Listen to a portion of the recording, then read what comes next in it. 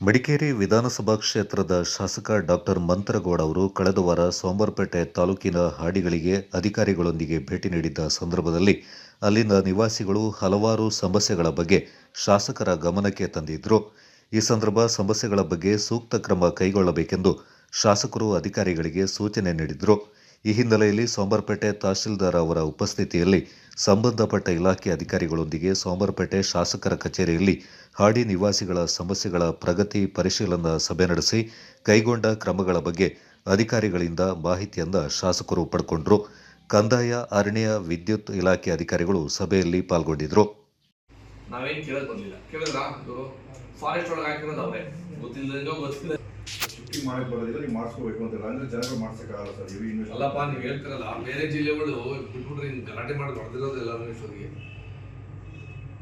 ಇಲ್ಲಿ ಜಂಪ್ ಹಾಕಕ್ಕೂ ಬಿಡೋದಿಲ್ಲ, ನೀವು ಜಂಪ್ ಹಾಕ ಗೈವಾಯನು ಬಿಡೋದಿಲ್ಲ ಇವರು. Shifting very bad. ಎಲ್ಲೂ ಇಲ್ಲ ಸರ್. ಟಿಸಿಗಳು ಬಂದಿಲ್ಲ ಅಂತ ನಾನು ಯಾಕೆ ಹೇಳ್ಕೊಳ್ಳೋದು? ಇದು ತುಂಬಾ ಟಿಸಿ ಬಂದಾಗ ನೀವೇ ಕೇಳಿದ್ರಲ್ಲ ಸರ್, ಅವಾಗ ಬಜೆಟ್ ಬಂದಾಗ ಅಲ್ಲಪ್ಪ, ಇಲ್ಲಿ ಇನ್ನೂ ಬಂದೇ ಇಲ್ವಲ್ಲ. ಅದೇ ಬಜೆಟ್